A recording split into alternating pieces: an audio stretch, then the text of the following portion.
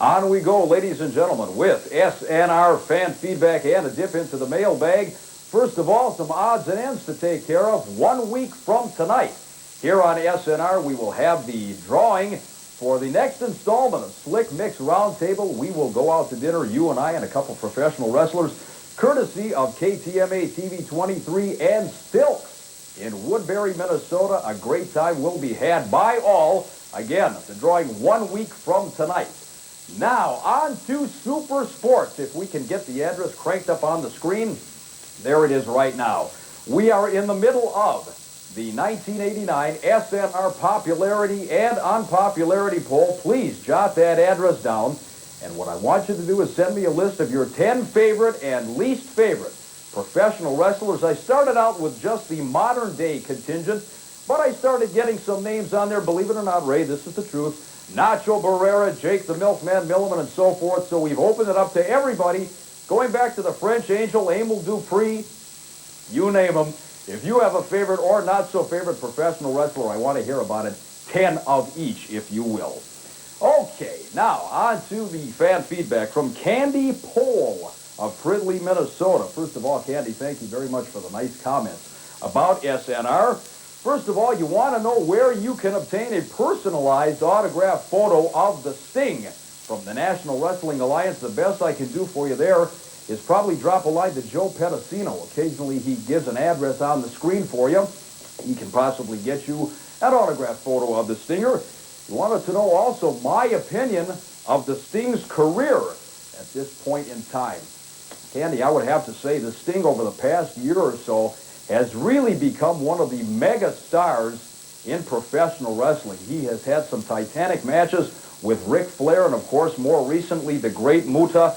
And I really believe the Stinger is going to be one of the real superstars in professional wrestling into the 1990s.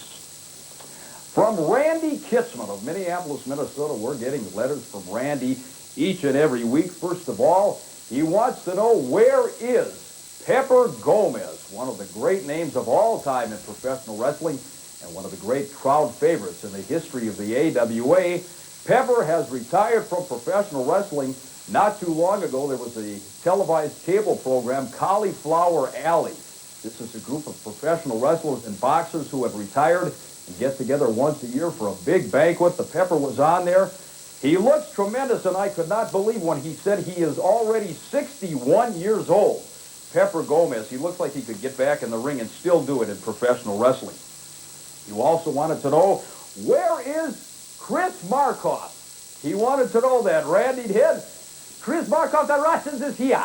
Yes, indeed, Chris is still wrestling for independent promotions in the state of Minnesota and Iowa. Chris is always eager to don the tights and get into the ring, believe you me. And Randy also wants to know what happened to referee Joe Snyder. Oh, my God, Randy, you really rekindled one there. Joe Snyder, the last time I saw him, did a quick referee's job for the World Wrestling Federation at the Met Center in Bloomington. I don't know what Joe is doing today. He might have a hamburger stand someplace.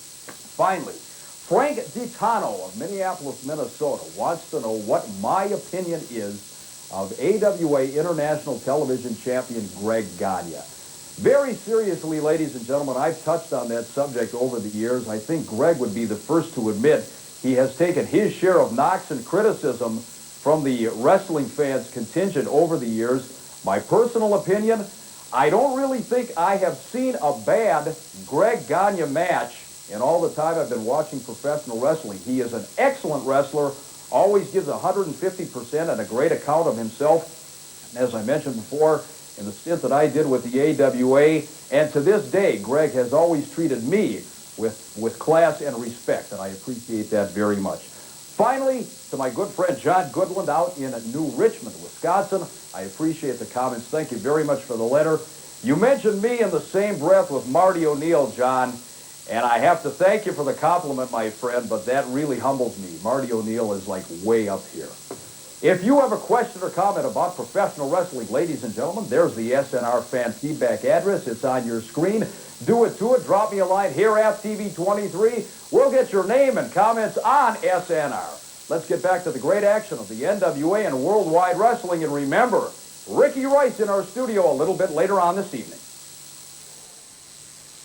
Another terrific evening of professional wrestling action with the NWA. Ladies and gentlemen, they are coming on like gangbusters ever since the inception of the Ted Turner regime, if you will, in the NWA. Great action once again.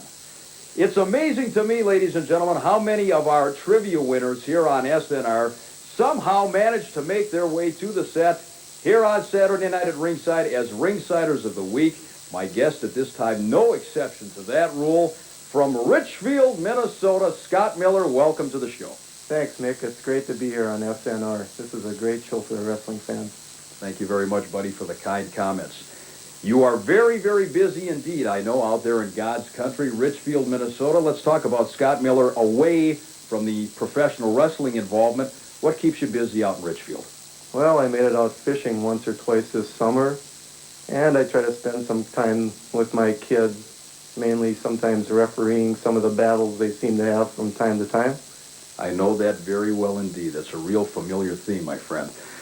You have been involved in professional wrestling, judging by your letters and our conversations for quite some time, going back to the late 1960s. Who are some of those earliest professional wrestlers that you recall? Well, Dr. X, Cowboy Bill Watts from the late 60s, Chris Markoff, Rene Gallet, Mad Dog, The Crusher. Some tremendous names from back in the AWA days in the 1960s. Let's tax your memory just a little bit, Scott. If I was to ask you, and I will ask you, I'm the host, I can do things like that. Of all the professional wrestlers, the hundreds or the thousands that you've seen over the years, give me a favorite and a least favorite for all time. My favorite for all time would probably be Bruiser Brody. Seeing some of his matches at the Civic Center with Brody coming down the aisle, heaving chairs in all directions, those are great. Some of the other all-time favorites would be like Ole Anderson from Georgia.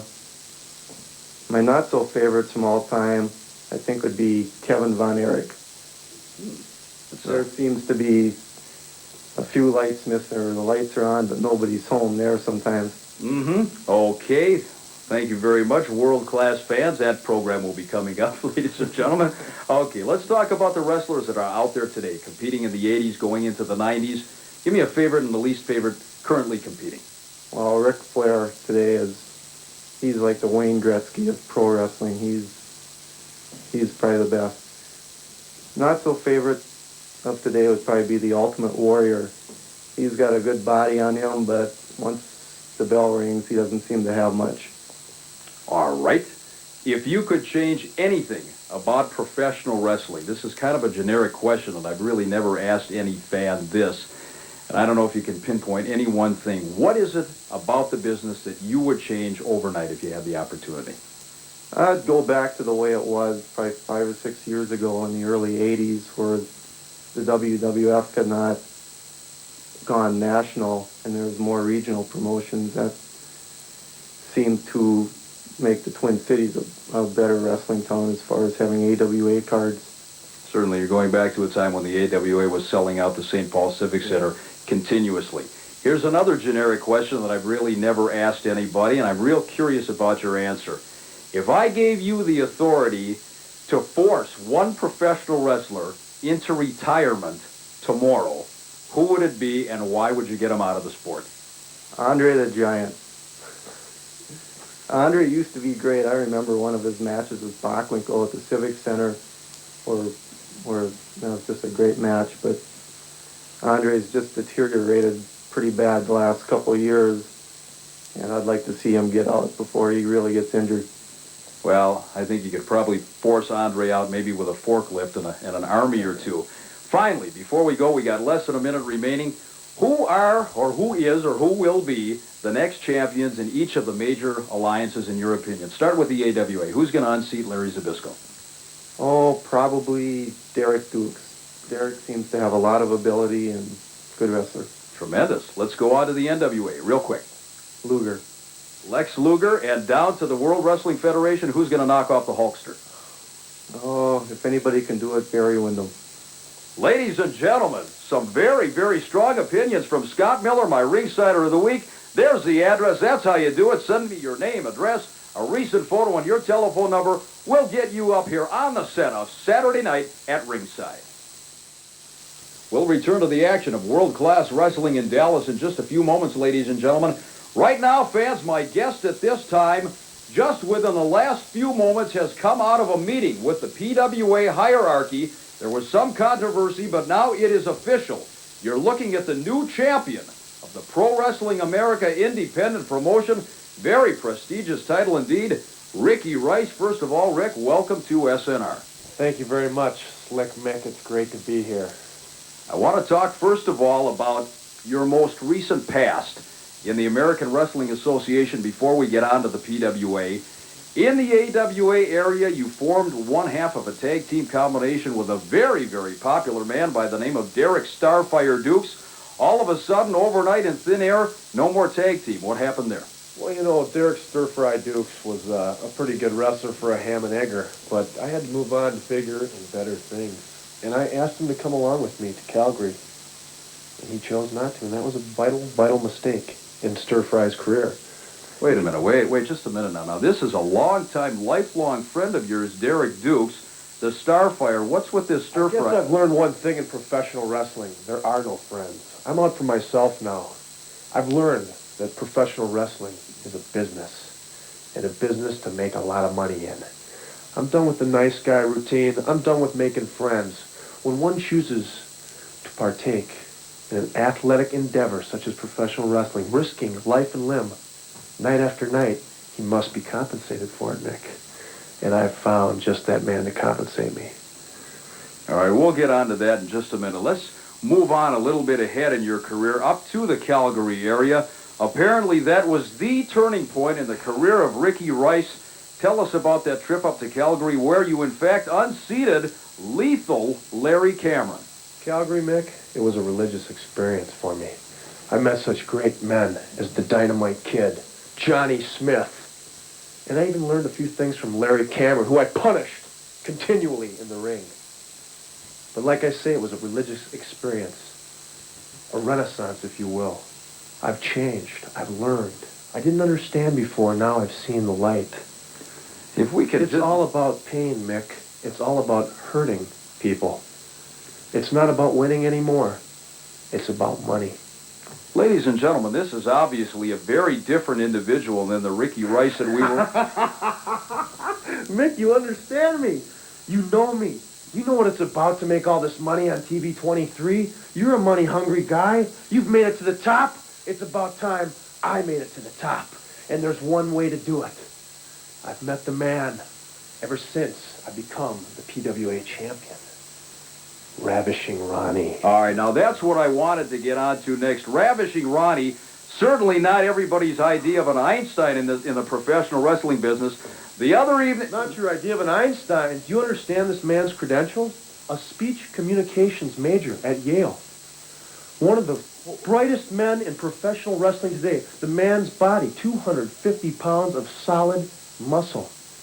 And money talks. Are we talking about the same Ravishing Ronnie, the speech therapist or whatever you said from Yale? Let me go back to what happened the other evening at George's in Fridley. You stunned everybody in the crowd, particularly myself. Let me just ask you point blank. I know the philosophy about money and everything else. You had a contingent, a legion of fans, not only here in the state of Minnesota, but literally all over the wrestling world. No question about it, you've turned your back on everybody. Well, I can't turn my back on my fans. They still love me, and they always will. I'm no dummy, but I just don't need their admiration anymore. I don't have to run out to the ring and jump around and shake hands. The fans still love me. We all know that. But the point of the matter is I am now the PWA champion of the world.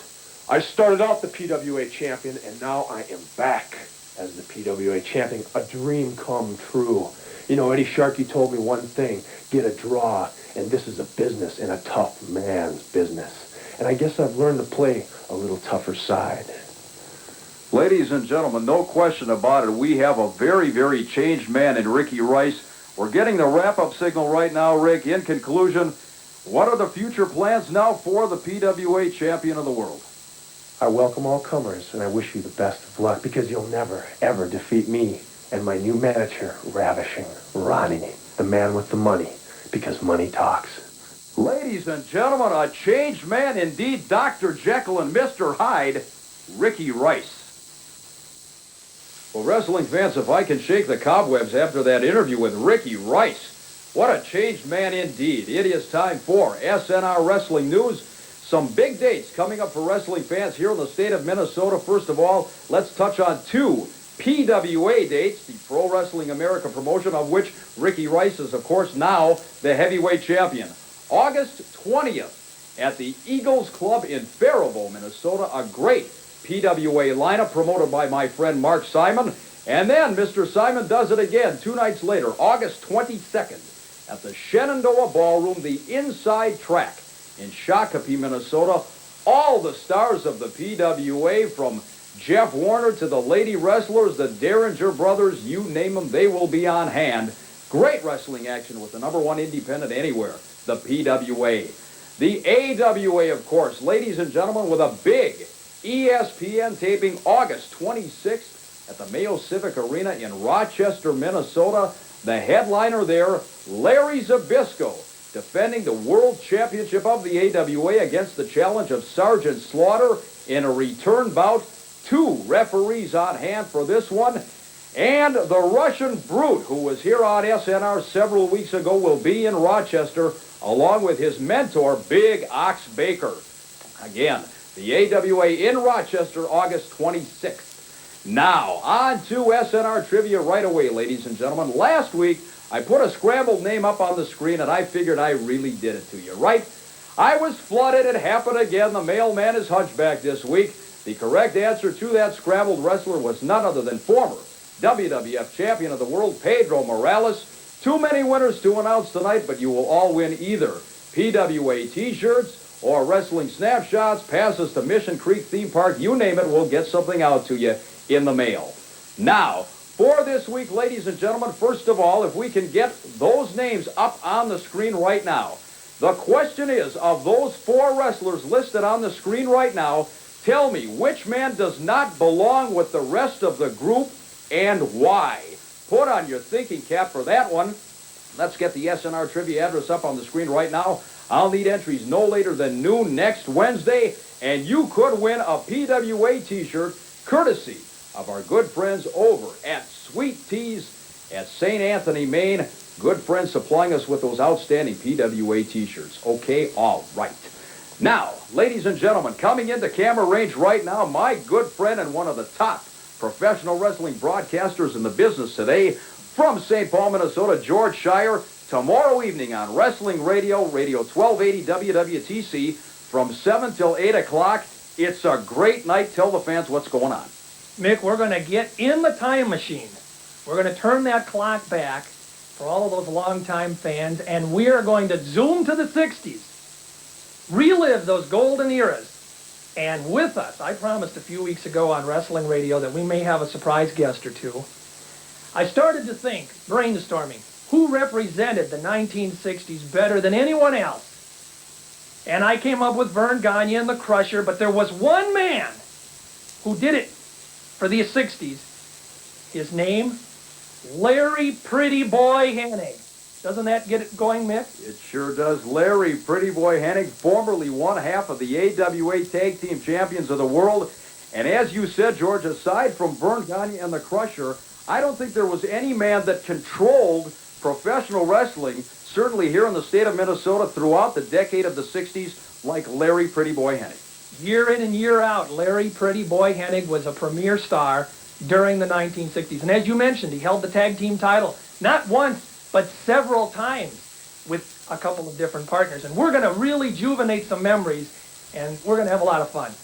Wrestling Radio tomorrow night, WWTC, the original 1280. You got it. That is from 7 to 8 o'clock. Of course, we'll be taking your phone calls. I'm going to be on hand to assist the host of the show, George Shire. You're not going to find a tougher man in professional wrestling than Larry Pretty Boy Hennig. And you notice we're calling him Pretty Boy, not the Axe, because during the 1960s, the scourge of professional wrestling was Pretty Boy Hennig. George, any final comments before we go? Well, I say turn on WWTC 1280 tomorrow night, 7 o'clock for the main event, Larry Pretty Boy Hennig. We'll be back with more great professional wrestling action coming up, ladies and gentlemen. Don't forget, it's back to the time capsule, back to the 1960s tomorrow night, 7 to 8 o'clock on Radio 1280.